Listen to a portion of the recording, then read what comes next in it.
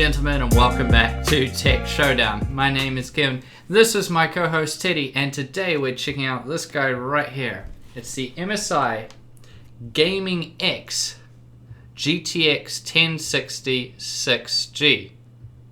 So we'll be doing an unboxing and overview of this ghost card today, and then next week we'll be doing a showdown with it. So yeah, this one will be quite interesting. I've tested the MSI Twin Frozr 6, was it the RX 480 or the RX 470? I can't remember, I do so many ghost cards reviews, it all sort of blurs together sometimes.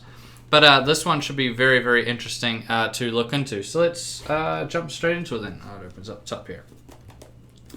So if you are not aware of what GPU is featured in a 1060, it is the GP106 GPU, which is different from the GP104 GPU that you get in the 1070 and 1080. However, it's still 16 nanometers in terms of its manufacturing process. However, the CUDA cores is quite a lot lower. It's coming in at 1280, yeah.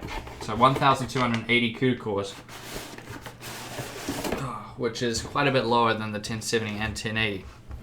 So, take it out here. A sexy box, accessory box. It's not very sexy, so let's open up here and see what it comes with in the accessory box.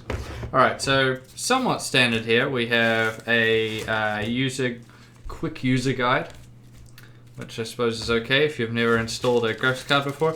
Comes with a driver CD. Now usually these are pretty much useless anyway, but most of them nowadays just come with GeForce Experience, so you don't need that at all, just throw that out.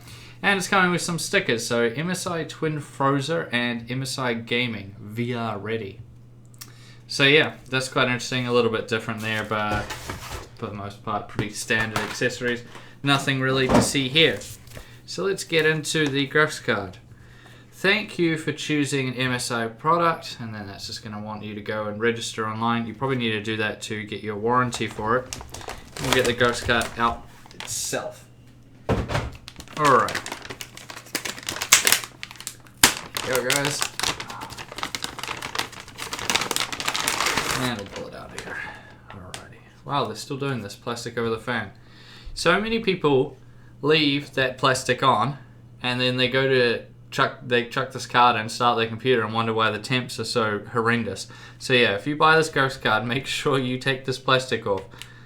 Just take it off like that. I don't even know why they put it on these days.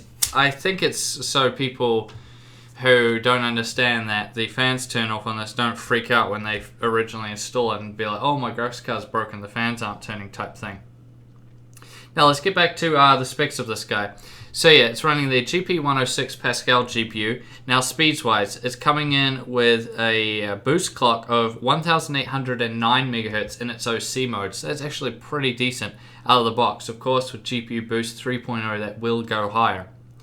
Now as far as memory goes, it's going with 6 GB of GDDR5 memory on a 192-bit bus at 8108 MHz in its OC mode. So that's really hauling along there in terms of memory. And TDP wise, it's just coming with a 120 watt TDP.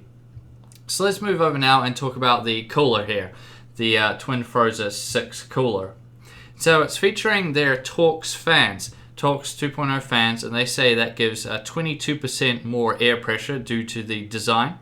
It's also featuring their Zero Frozr technology, which is what I alluded to before, which means that these fans will not be spinning at under 60 degrees Celsius. So only when you go over 60 degrees, the fans will kick in and they'll start cooling the ghost card. That keeps it nice and quiet. You know, you don't have fan noise all the time, so that's good. Now it's featuring their airflow control technology on the heatsink. So you see that big wide aluminium heat sinks across it. Now they say that's to help direct more air onto the 8mm copper heat pipes it has, so that's quite good. A lot of the manufacturers are doing that now.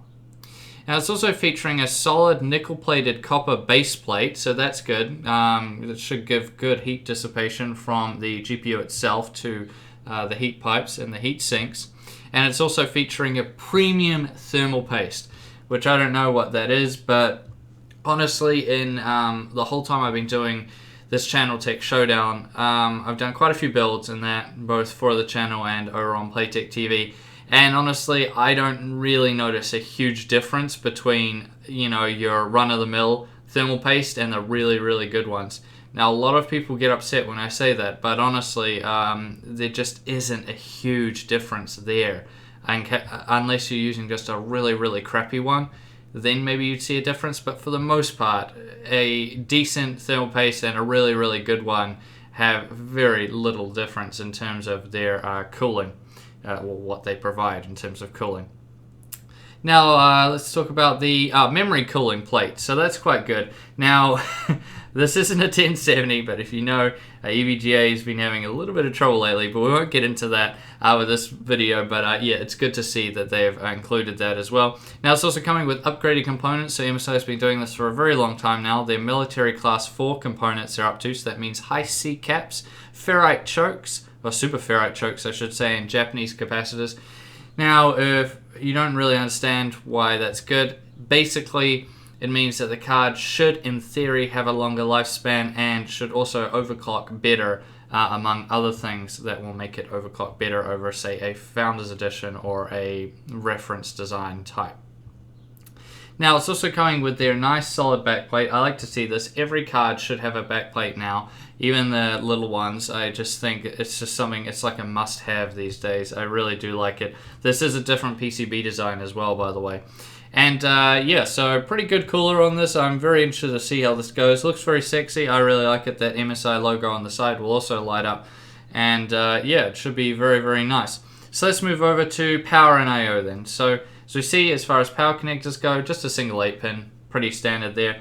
And when we go around to I/O, we see it's just the most standard of all standard NVIDIA I/Os. You've got triple DisplayPort, single HDMI port. So there's a DisplayPort 1.4, by the way, DisplayPort 2.0B, and a DVI-D port. And that's pretty much what NVIDIA's standard has been for since when the 900 series came out. We saw them go triple DisplayPort, single HDMI, and single DVI, and it's basically stuck. Now we're seeing a little bit more in terms of dual HDMI, but for the most part, most cards will still run this more standard setup. And that brings us to the conclusion of this unboxing and overview video. So I'm going to be putting this guy up against the Sapphire Tri-X R9 290. I thought it would be quite a good comparison, 1060 versus the 290, as a lot of people who have a 290 might be upgrading and might be looking to the 1060 and being like, is it worth upgrading to it? You know, are the gains really there? So that's what I decided to do. But I want to know with you guys, which card do you think is going to win? Do you think it'll be the 1060 or do you think it'll be the 290? And let me know your reasoning. I'd really like to know. Now, I thank you all for watching this video. Please subscribe to Tech Showdown if you haven't already and like the video. And as always, I'll see you guys next time.